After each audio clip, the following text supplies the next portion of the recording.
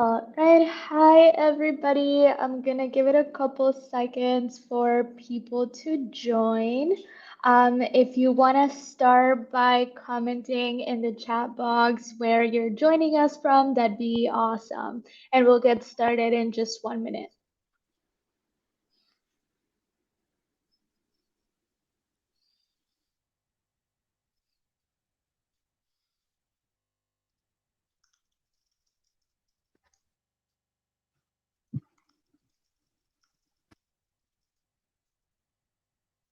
From the Midwest, that's awesome.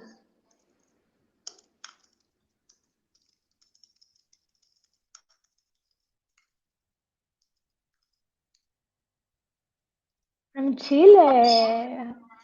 Hi from Chile. Awesome. Alrighty, so let's get started. My name is Carla. I'm a career advisor here at Avocademy, and today I have Sid here joining me. Hi, Sid. I would love to get started by first learning a little bit more about you, like what you were doing before joining Avocademy and what you're currently doing now as a UX UI designer. Yeah, of course. So again, my name's Sydney or Sid, whichever. And I have a background in healthcare, and I then worked in health tech and a UX position. And now I currently work in a little bit of a different position. I work in pet insurance. So some of the health stuff overlaps, but not so much in the fact that they're mostly dogs and cats. But yeah, so I did a boot camp. I actually started, like I had a background in assistive technology. So, but I wanted to be a little bit more creative with it. So my first UX internship was also with a health tech company, but more so like on the assistive tech side of things with like a little bit of UX. And then I was like, I think I need something more formal than just learning as I go. So I decided to do a more formal boot camp. I did Avocademy. I did the Career Jumpstart, which was great because I got to do like real client projects, and then had a health tech position at a startup, and then now I am a full-time salaried UX designer. So that's a little bit about me. That's like the short and sweet. That's awesome. I love that. Thank you for sharing a little bit more about yourself with me. I wanted to ask about timeline. So essentially, when did you start with Avocademy, either with the foundations course or Career Jumpstart? How long did it take you to complete? And then how long did it take you to land a job? Now, this doesn't have to be super specific. Okay, If you I was like, it's been a don't remember, while. it's okay. But um, yeah, so just like a brief timeline that you have in mind. Yeah, I think foundations, it was a couple of months process. It's like more like go at your own pace. So it really depends on the person. But I just cranked through it, honestly. And then I think I ended up taking like one mini break just because it was the summer and I got like caught up in other things. CJ goes by pretty quick too. I think I can't remember exactly how long it is, but it's I think around 2 months, right, Carla? I feel like it was ish, yeah. You can, it's kind of like a choose your own adventure in that like you can pace your client projects in a way that like they overlap. So like for me, I was like trying to finish things up quickly because I already had my like contract. And so I was like moving forward. So I think mine's a little bit less of like the standard way of going because I was doing internships and then a contract position like while I was doing some like formal education through Avocademy. So it's like a little bit different, I think, than most people's journey. But my job search was pretty quick, I think, just because I was more open to in-person positions. So my current position is a hybrid position, and I already had a background and some internships at a. It was it was a pretty fast turnaround time. I think it was around 2 months between when I started applying and got the job, and that was through a recruiter. So they helped like keep the process moving and kept the ball rolling. So that was really good. Yeah, I feel like when you have kind of that connection with recruiters, it makes the process easier. I'm always like encouraging to build relationships with recruiters, just because it kind of facilitates the process. They get to know you and they can help you kind of fit you into the best company that they know could work for you. But yeah, so to give a little explanation to those that are joining us about Foundations and Career Jumpstart, so you know the difference between the two. Foundations is our educational course. Currently now we have a timeline of 16 weeks part-time. You dedicate about 10 hours a week, and this is where you learn everything about UX research, UX design, UI design. You start building your portfolio website and add one project in there with unlimited mentorship.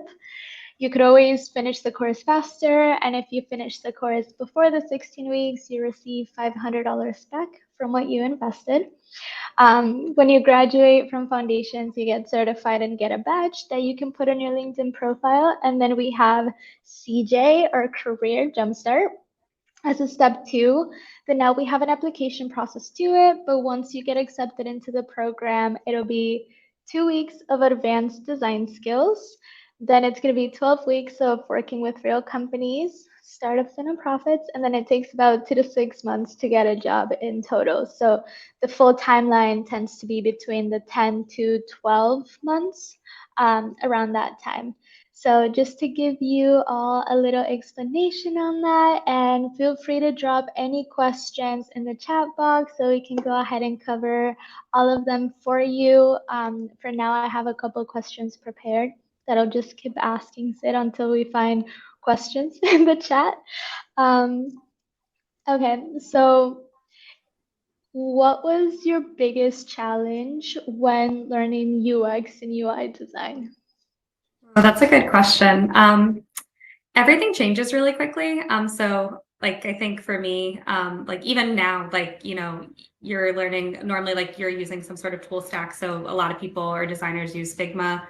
But before that, a lot of people were using Adobe software instead, even though they did buy each other. Well, they bought Figma. That's neither here nor there. But but even now, like after Config, which is like Figma's big like conference every year, they just like released a whole like they completely revamped like the way they do things. So I think just like keeping on top of like learning all of the new like updates and things like I'm sure I don't think everyone's like familiar with like variables and components, but just like really like the building blocks can always change. So I think for me, just like staying on top of everything and making sure that like the best practices are always, evolving and changing and making sure to adapt to that is always something like even now as like someone who works in design full time, that's something that I'm always like trying to make sure that I stay on top of. And it can be hard on top of like your regular duties, right? To be like consistently learning still. So, but it's also a good thing, right? Because if you like being creative and you like learning, then it's a perfect fit. So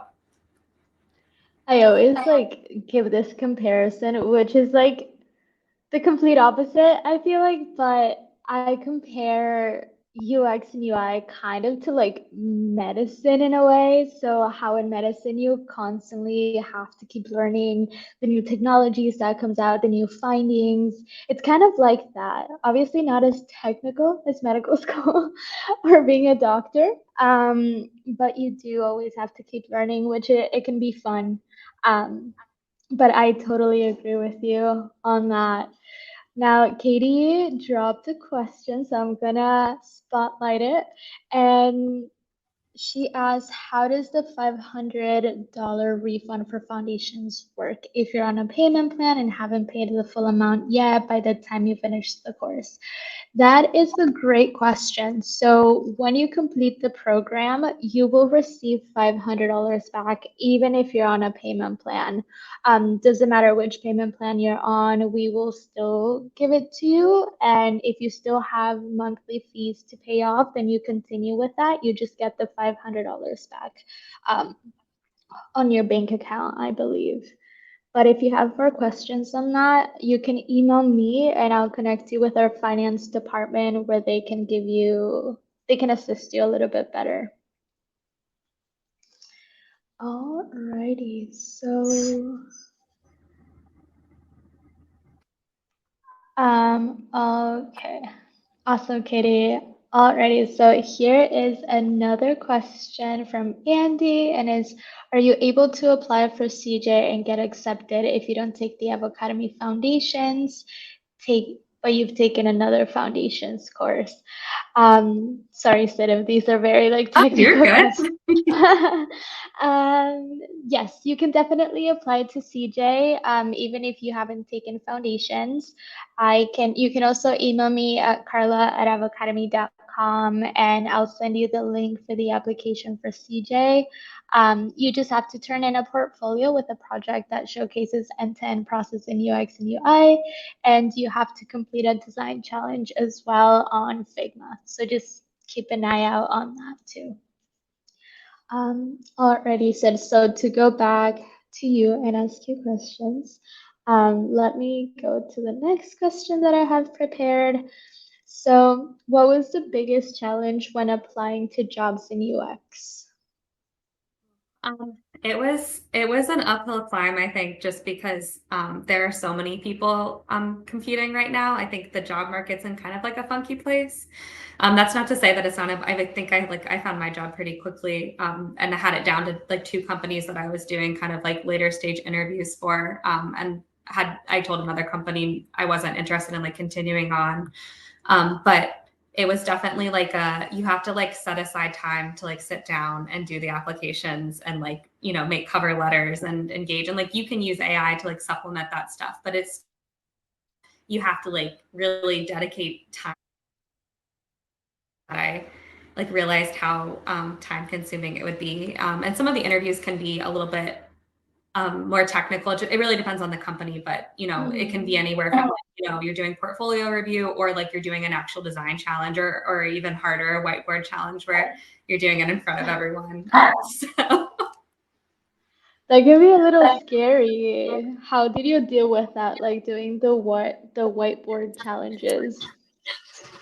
I think it's helpful to be prepared. I know like with the ones that are remote and not in person, it's nice to have like sticky notes on your laptop and just remind yourself that like if you are doing client work, which like I had done at that point, like like what you've done, and as long as you're able to explain your design and why you did it, I think the stakeholders are more interested in like the why behind what you do necessarily than like one little technical detail, right? Like they just want to make sure that like more than anything else that you're a good culture fit. Because I think when people think of UX, they automatically think like, oh, I'm gonna just be like making a lot of visuals, but in reality, I think one of the most important parts about being a UX designer is being able to communicate with stakeholders and like communicate well, right? And seek people out and like, get that background research and build those relationships, because you'll find like you have a lot less friction, right? When everybody's on board and interested in what you're doing and like wanting to contribute to the process. So yeah.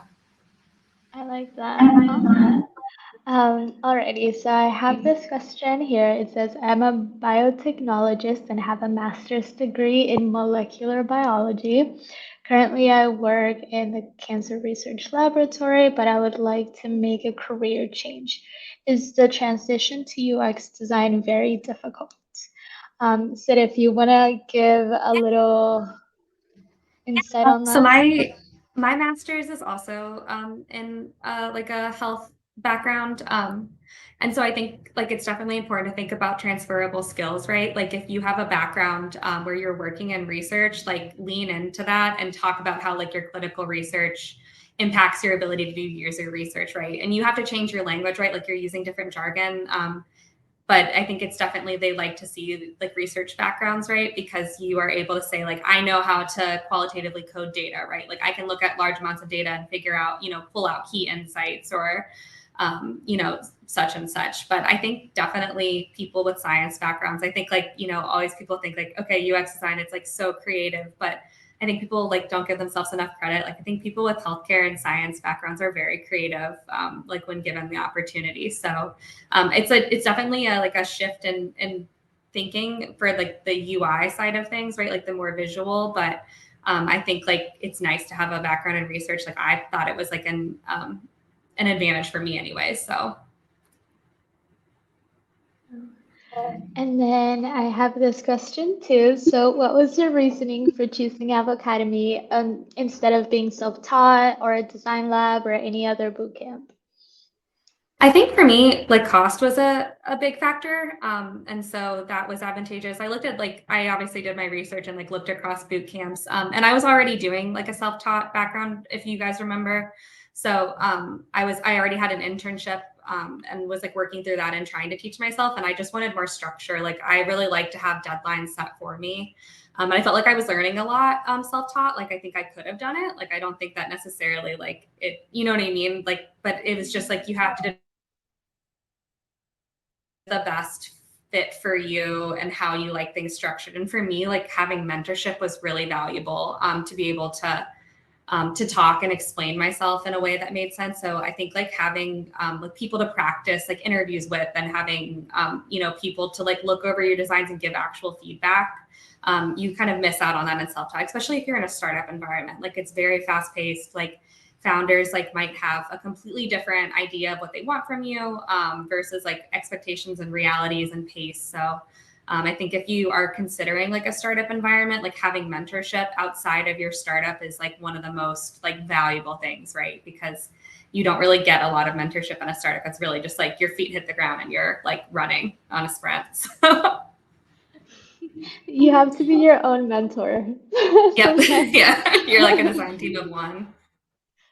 Exactly, and it can be a lot of work, but it also teaches you a lot because you have to figure everything out by yourself because you don't have any other person to rely on or to kind of help you.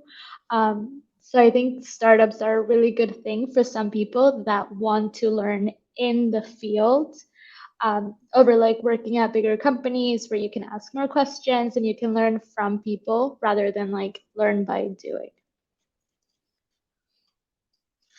And then I have this question right here, which says, at what point are you officially graduated from CJ? Is it after the 6 month? Sorry, I can't talk or read today, so I apologize. I don't know what it is about today.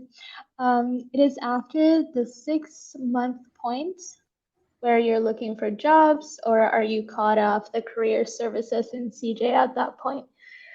So timelines for CJ Career Jumpstart. So you'll have about 3 months and a half where you're working on your portfolio and completing that portfolio where you'll end up with at least 3 to 4 projects. Then it takes 2 to 6 months for job search after those 3 months and a half. So you have a kind of like a cutoff point at the 6 month mark where we help you until that 6 month period, and then you graduate from Career Jumpstart. The majority of our students are landing jobs within that time frame of 2 to 6 months. Some get jobs 2 weeks after they complete their portfolio, and others take 6 months to get a job after completing their portfolio. So everybody's timeline is different. But we do help you until that 6 month period. We do have a Slack channel for our graduates that you get a chance to join. And if you need additional help with job search or support or things like that, like you can ask the people there and they can continue to connect with you and network with you. Hopefully, I was able to answer that question.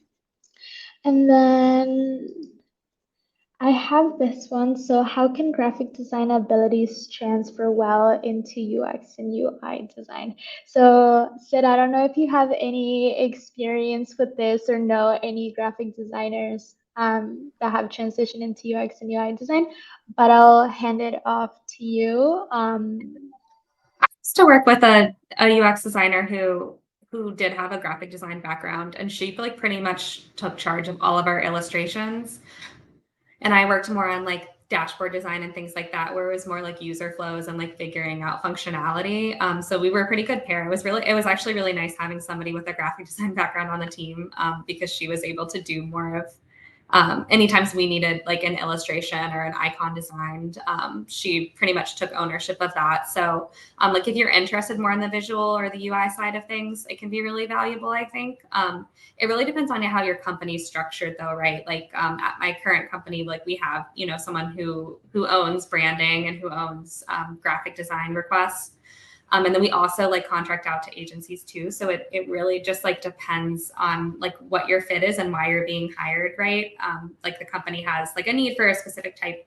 And you'll see too, like even just looking at job like descriptions, like every company wants a different thing. And you'll see like, UX designer, UI designer, UI architect, like there's a lot of positions that can be more niche or more broad. So it really just depends on like what you're looking to. But I think that it's always good to have a design background because you can better explain your design decisions. So I agree. I think when you have a graphic design background, like it can benefit you a lot with first like understanding how to use design tools because a lot of the times like people have no idea how to use them where we teach you exactly how to use um, the Figma tool, which is a software where you design. But when you have experience using Illustrator, Photoshop, I don't know, all the fancy tools out there, like it's easier for you to learn a new software than it would be for somebody that doesn't have any experience on it. And you also have a different eye for design. Whereas when you come from more of a science background, you have more experience with the research aspect and how to empathize with people a little differently. So there's always a fit for somebody within UX and UI design, no matter what background you come from. You can have no college degrees, you can have college degrees, and that can help you too. It all just kind of comes down to how you leverage your background and how you use the soft skills that are transferable into the field or transferable into the field. Um, awesome. So here I have Katie that asked another question is, did you supplement your Avocademy coursework with any other courses during the program? yeah, so I really like UX Cell a lot. It's like a gamified, like I feel like my ADHD brain always wants to like do like quick little things. So I liked like the rapid drilling kind of like more like you get points, like you're engaging with different things. I like kept doing my assistive tech background stuff. So like I did DQ classes for assistive tech. That's like very niche. So like don't everyone feel like you have to do that. But like I care a lot about accessibility. So like that was something that I wanted to pursue outside of Avocademy. So I definitely kept focusing on that just because that's what my background was in. So I was like still like interested in learning about it. So I took a lot of accessibility and like native app accessibility, which I'm still using like in my career currently. So I'm glad that I did it. But those were my two main ones. I also did oh my gosh, what was it called? I still have a membership. I'm totally blanking. It's like the tree. Carla, do you remember what it's called? It's like one of the big ones. Yeah, it's not the user flows, the affinity maps, empathy maps, the No, it's affinity like maps. it's a company and it's like their Oh, logo is like a tree with like I'm like totally it's gonna come to me like an hour from now. It's like a very video I based like they have like meetups. It's like IDX, whatever. It's an acronym. I don't know, guys. So sorry. I'm gonna think about it. But it's okay. they have like city meetups for UX designers. So I joined it more for like the community side of things. And then like I also it's not a course, but I did like an accessibility meetup group where I'm from, and I also did like a UX meetup group just to like talk to other Oh, UX cool. designers because I felt like I wanted to like build mentorship and build community. And I think that helped like a lot outside of just like typical coursework to just like actually talk to designers about like what they were doing and why they were doing it. So, That is really, really cool. That's a good way to like prep too. I like that. Oh yeah, it makes it easier to interview when you don't feel like, you know what I mean? Like you're talking to a design team for the first time ever. That can be really intimidating sometimes That too. can be really intimidating. Hmm. Awesome. So, let me see what other questions we have. And I can't see far away, so I always like get super close to the screen. Um, okay. So, Andy asked, how much did Foundations and Career Jumpstart prepare you for your first position, and how much did your master's degree play into landing that job? I think like the mentorship was probably the most important part. And then also doing like real client projects. I think that was really valuable. I feel like a lot of boot camps really only offer you like one client project. So working like with multiple clients was really helpful. And then I did like an additional client project too, just to like keep working on things like outside of. I had even gotten like a contractish type position, but I wanted to just like keep supplementing because I think it's always like really good to have like the more in your portfolio, the better. That shows like you have a variety, like you can work with a variety of industries is like really important. So yeah, no, I think it was really helpful. I think the two things like are definitely having the mentorship, like especially when I was first starting, like having a person be like, okay, no, like your spacing is funky on this, or like, are you using like an eight point design system, etc. Just like to have another human being that like understands what they're doing and can give you direct feedback was helpful. And then like later on with CJ, like the working with clients was really valuable too.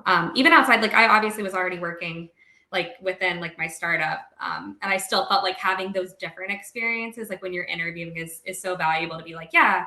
And I did this, and but I also worked with this other type of client, you know, doing an SAA like company, you know what I mean? Like just the more industries that you can work with, the better. So as far as master's degree, I mean, like the assistive tech stuff is valuable. Sorry, I think my computer's being glitchy on my personal laptop and not my work laptop. But the assistive tech stuff was really valuable. I don't necessarily think I think like I can't remember which group did it, but somebody did like a big survey of like salaries for UX designers, I think in Colorado, and then like use like different demographics, and like education really did not like play a part in getting a job. Like it really didn't impact like your hireability. Which is a bummer, right? Like if you paid for your master's, like, but I think like I think I got like, I got really great skills, and you know, I think it was valuable to have that background and like have a research background and have assistive tech in my background. But otherwise, like, you know, do you think getting a master's degree like increases your chances of getting a UX position? No, I think your soft skills and your design skills are more valuable than like than your master's degree. So. Love that. Alrighty. So, how's your experience with the mentors during foundations and CJ? Yeah, so I think foundations, it's more like go at your own pace. So you're having a mentor like look over your designs. I really took advantage of doing the actual meets, not just like getting feedback, like written feedback. So I think that was good to like actually like go face to face with somebody over just like doing like a review where they're making comments on things. And it really depends on the mentor. Like I think some mentors I really jived with, and like I would like seek out their names like on the list to try to like get a spot with them. And then you know other ones like you might like the tricky part about design is sometimes there is some level of subjectivity. So I think like there was one point where I had two different mentors telling me two different things, and I remember. One of them was just like, hey, you know what? Like, if someone's telling you, like, you know, this just looks bad, but they can't tell you, like, why the UX is bad. And you'll, like, when you're working in UX design, it's the same way, right? Like, a stakeholder will just be like, no, I don't know. And you're like, well, like, is it a UX thing or is it just like a personal preference thing? Like, is it just like a visual thing, or are we worried about the flow? So you'll run into that always, but you know, I think it's valuable to get different perspectives, but like definitely as far as like interacting with mentors, like I think that there were some really great ones that I jived with really well. And then there were some that, you know, I might not necessarily have agreed with like all of the feedback, but you're also learning. So like if somebody gave me a piece of feedback where I was like, wait, I don't really understand why I got that feedback. Like I definitely like went to the interweb and was like, what are best practices for X, Y, and Z? And then like kind of supplemented that way. And a lot of times I was like, oh, I was wrong. Like, or like I didn't quite understand that. Or like the next time you meet with a mentor, just say, hey, like, you know, I got this feedback. I didn't really understand it. Could you walk me through like why this is best practice? So just getting like background information as much as you can. Like you do have to do some of your own work, right? But I think that's valuable because you always want to know like why you're doing what you're doing.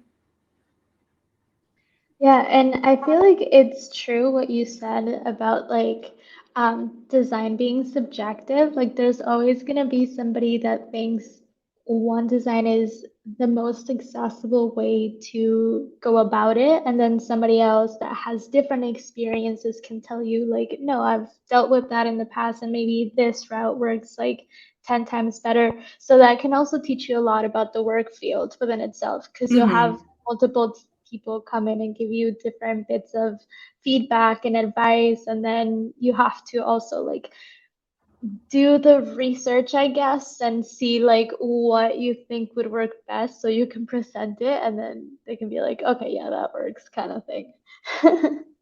Yeah, exactly. um, then I have, let me see. I have a couple questions, and this one says, how was your first day at your first UX UI design job? Did you get imposter syndrome? If so, how long did it take you to fully be confident in the role? That's a great question. That is a good question. Yeah, no, I feel like I've had imposter syndrome my whole life, like in any position I've ever been in. Like that's been pretty consistent. Like you start into a new job, like, and you're like, oh my gosh, like what am I doing? But it really depends on like I think for me, like there's a huge difference like in between the two UX positions that I have like worked within. So like startup environment, like it's very much like you are like the master of none and the master of all at the same time. Like you're doing a bunch of different roles and you're like, oh, this isn't even necessarily like within my UX scope. Like I'm like I remember like at one point I was doing our Facebook, which was hilarious, but you know what I mean? And then like, you know, if you're working in a larger, more established company, like you have a very niche role, right? Like you're like, I am doing exactly this task. Like, and I know like I need to learn That's everything I can so I can be like the expert in this, like this niche, like it's called a vertical, but it really depends on like what the company is like. I think even within industries, it's really different. Like I would I say like I'm completely confident in my role still? Like no, like I'm still learning definitely. But I think that's the nice part about UX is like a lot of the starter, like when you're jumping into a project, like you're doing research, right? So it's almost like a self-fulfilling prophecy. Like you have to ask yourself, like as the designer, like, okay, what do I need to learn so that I can understand our users? And then you're building your own knowledge base because you have to do the research already. So it's like it's expected of you to sit down with different stakeholders. It's expected of you to do background research on the product that you're working for. So I think that is the nice part, right? Like it's part of your job to literally like learn stuff and be more confident.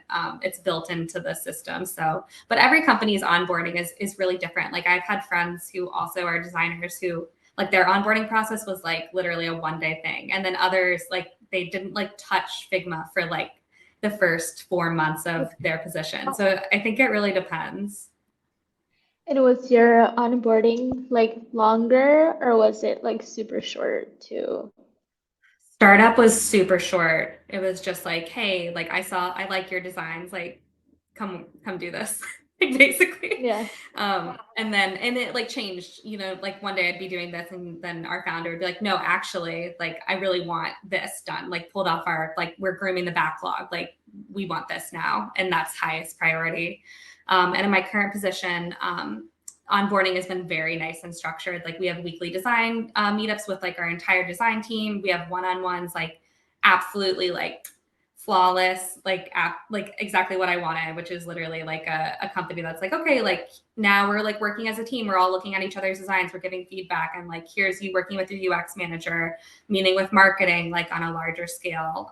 So yeah, so I think that on my onboarding process at my current position was like absolutely no complaints. So And when we talk about like sizing, I guess, or the size of the company, mhm. right now, is it like way bigger than the startup, or is it like in the medium?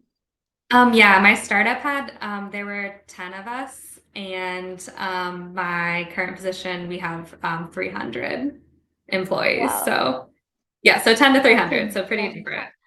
That's a big jump. Yeah. Like you know, when you're at a startup, you can just like message whoever you want, like at any time, because you know them. There's like you and 9 other people.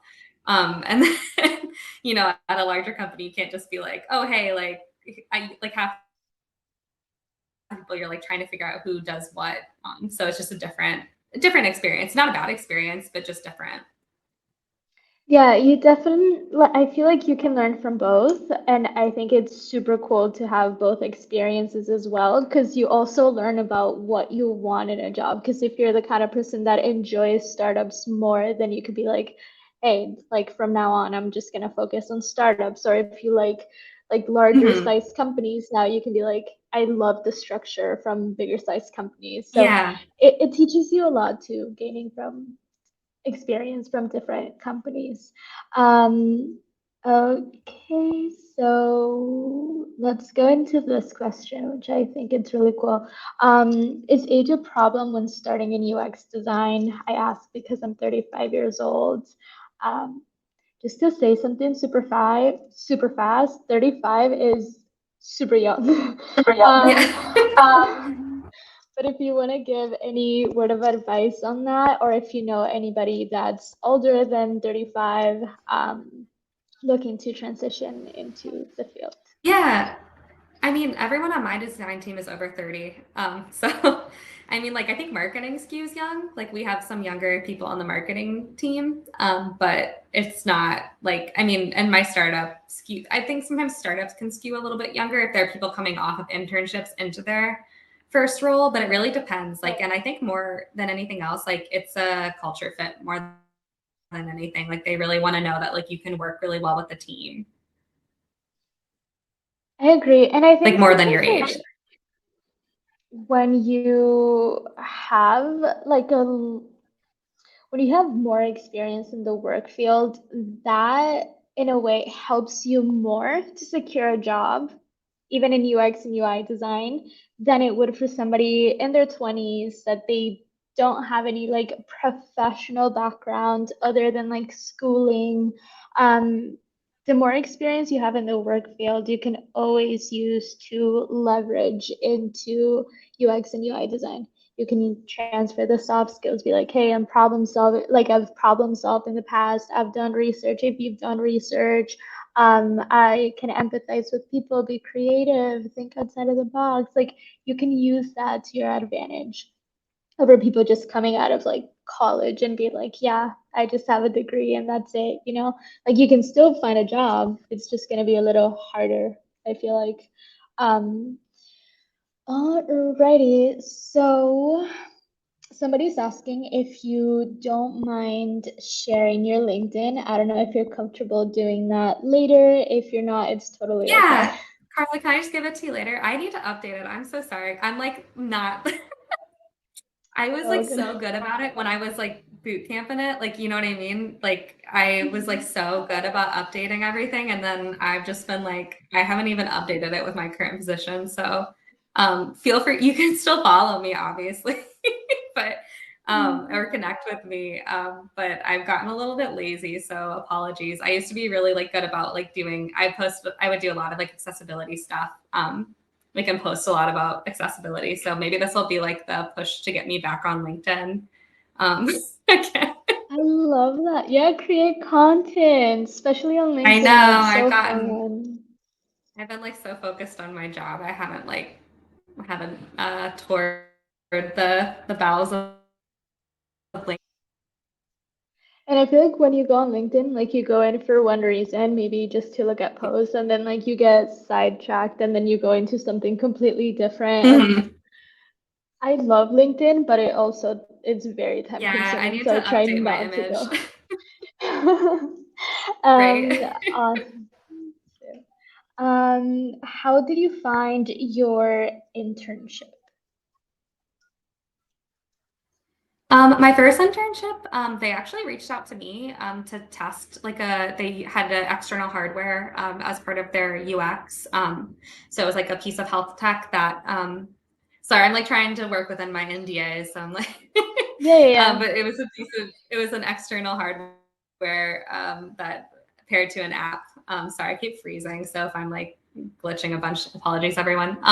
But they reached out to me to like test drive their equipment or their hardware. And I basically responded back and was like, I like doing stuff like this. Like, would you guys? And I was like considering, with my like current life situation, like moving towards a more remote role to be able to like be with family and things like that. So I had some extra time on the side. So I was like, okay, like, do you like, I actually have these skills. Like I have a background in assistive tech. Like, do you guys want to like hire me for an internship? Because I basically said like, do you want to hire me? And they're like, for like, we don't have any money, basically. I was like, okay, like I need internship experience. Like I need to get my foot in the door. So I did that first. But I know other people too, like have found internships with like, I know Flick is like is a startup that does like for women specifically, like to the opportunity to basically do like a cold call with like different founders who are also women. And you can reach out to them and basically like sell yourself and say like, hey, like I have this skill, I have this skill. For like they're called apprenticeships, and you could do like apprenticeship underneath a founder, which I think is like a cool opportunity. So I did like a lot of cold calling, but I also got like reached out to as well. So it really depends. A lot of the tricky part with internships is like a lot of places want you to be currently enrolled in a college, like an undergraduate degree in UX design. So like looking for like apprenticeships can sometimes be the way around that, right? Because they're more willing to look at non-traditional students. Yeah, or masters too. A lot of like Mm-hmm. apprenticeships like can be applied for people that are currently taking their Yeah, masters that's and the kind of tricky like part. yeah. But I think I found that startups are like more agreeable. Oh, sorry. No, no, you can go ahead. It's fine.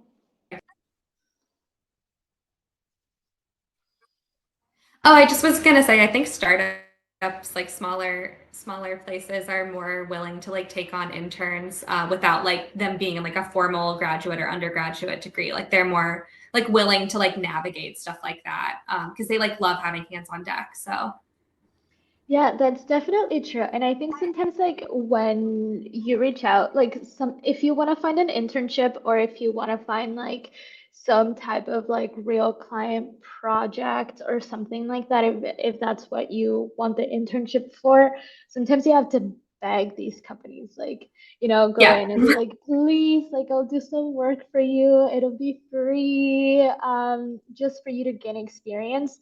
Resources are definitely out there if it's something that you want to do independently. So don't hesitate to go look for them.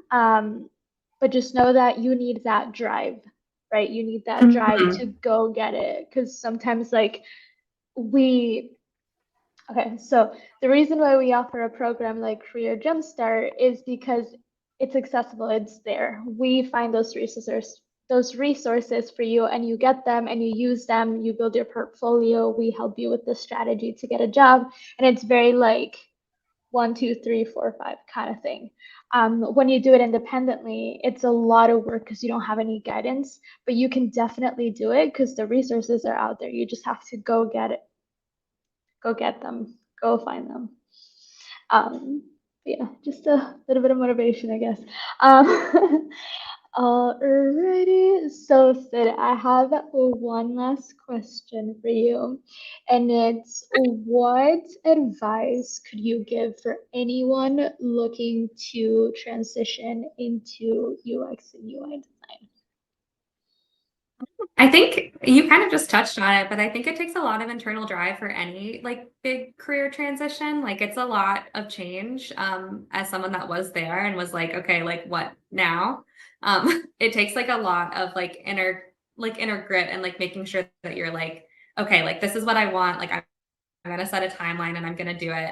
And I think I wish, like looking back, that I would have like built out those timelines a little bit more, just like, okay, like by this date, I'm going to have this done. And like use like tools to help me do it. Like more use of AI and things like that, like stuff that I kind of like hoofed it and like did by myself. And I think like I could have automated a lot of my processes or like having like like more of like a structure, like using like things like Asana to like keep track of things. Especially because like I was working on a bunch of different things at once, and doing a bunch of different things at once. Like if I could go back again and do it, would be like more like organized and structured. So I guess two parts, like having that internal, like this is what I want and this is how I'm going to do it, and these are my transferable skills, and like really focusing on like what transfers over and like how you can talk about it, and then like also just like giving yourself a little bit of grace, but also just like setting yourself up for success by like making sure that you have like everything set in place and like you have a game plan and like you're trying to stick to it.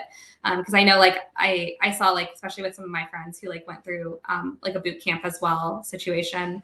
Like when you get behind, it's like you have to catch back up again. Like and it can get really overwhelming. Like when you're trying to like finish, like if there's a lot to learn and you don't at the end of it, you don't know everything you need to know, right? Like you still have things to learn and like keep track of. So it's like it can be tricky to like stay on track. So using those like extra tools to make sure that you're like staying on top of things. I agree, and I think sometimes like if you start learning how to manage your time and be more organized now before you start learning or as you're learning, that's going to help you out so much with everything in life. It doesn't necessarily just have to be related to UX and UI design. This could be for your personal life, for your relationships, friends, family, work life. Like it's just going to facilitate the process in all aspects of your life. So I definitely do agree with you on that. I'm starting to learn how to stay organized with my life. So it's taking me a while, but I'm doing it slowly but surely. But thank you so much, Sydney, for giving that bit of advice to everybody looking to switch careers into UX and UI design. I will go ahead and drop down in the comments an email in case you have any additional questions that you can reach me to. It'll be okay, so it's gonna be info at avocado. Oops, I can't type. Info at avocademy.com. Feel free to send us all of your questions via email, and then I'll be dropping down below a coupon code for $200 off, which it'll be grad panel. I'll capitalize.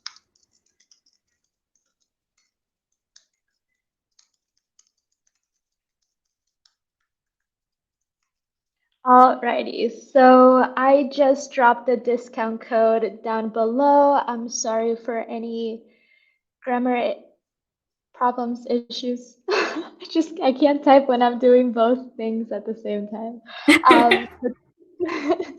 But thank you all so much for joining. Sid, thank you for taking the time to chat with me today. I really do appreciate it. Yeah, no problem. Nice meeting. I can't see you guys, but it's nice meeting everyone that asked questions. I'm like, Sam, I can't see any of y'all, but it was lovely chatting with you today. And thank you all for joining. I hope you have a beautiful rest of your week. And don't hesitate to reach out if you all have any other questions. But bye. Thank Bye. you.